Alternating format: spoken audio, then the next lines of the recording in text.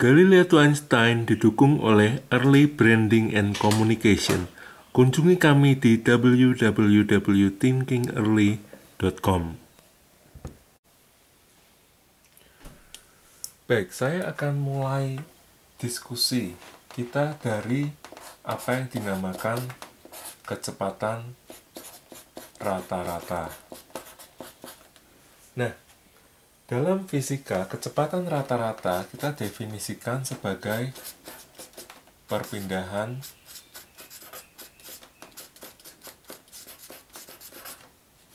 dibagi dengan selang waktu.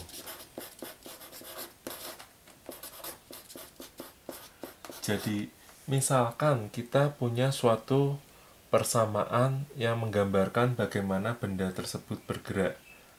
Atau begini, kalau misalkan kita bayangkan ada seekor semut yang sedang bergerak di papan ini. Nah, pada saat mula-mula atau detik ke-0, semut ini berada di lokasi tersebut. Lalu pada detik pertama, misalkan dia sedang ada di sini.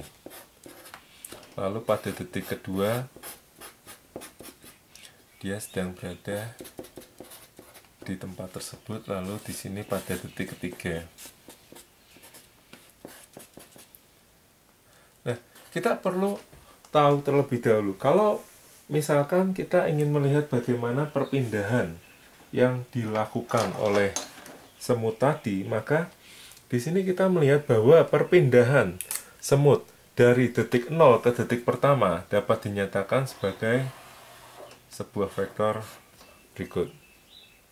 Jadi ini adalah perpindahan atau delta R dari detik 0 ke detik pertama.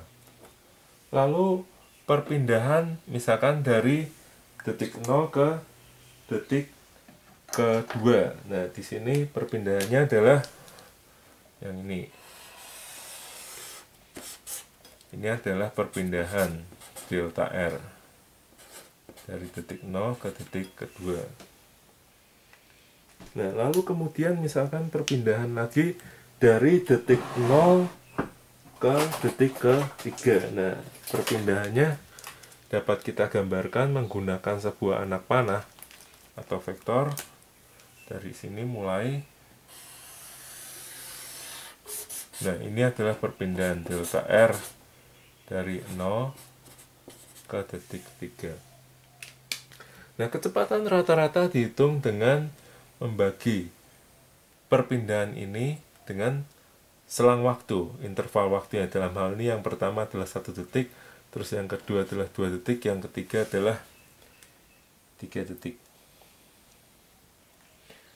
Jadi kecepatan rata-rata ini juga merupakan suatu besaran vektor di mana masih memiliki informasi arah. Nah, tentu kita bisa membayangkan bahwa benda tadi, semut tadi bergerak dalam suatu bidang. Maka di sini dapat kita gambarkan bahwa semut itu bergerak di misalkan bidang XY. Atau tentu kalau kita melemparkan sebuah benda di udara, maka benda tadi bergerak dalam suatu ruang yang mana akan memiliki satu informasi tambahan, yakni pada arah Z. Nah, perpindahan ini berhubungan dengan posisi benda atau koordinat benda tersebut.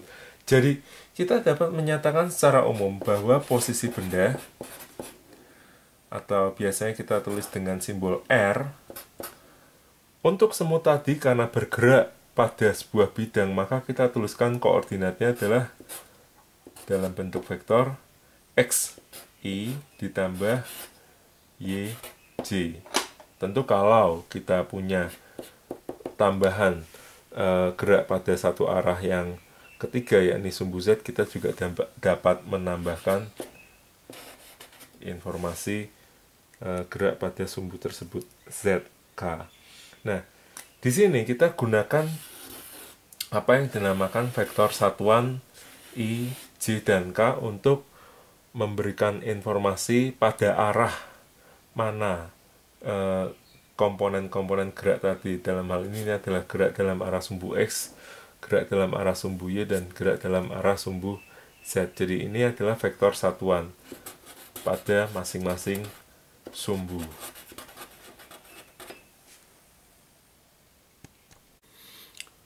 Bagi rekan-rekan yang tertarik untuk memberi support atau sponsor kepada Galileo to Einstein, silakan hubungi kami lewat email g2ephysics@gmail.com. Terima kasih.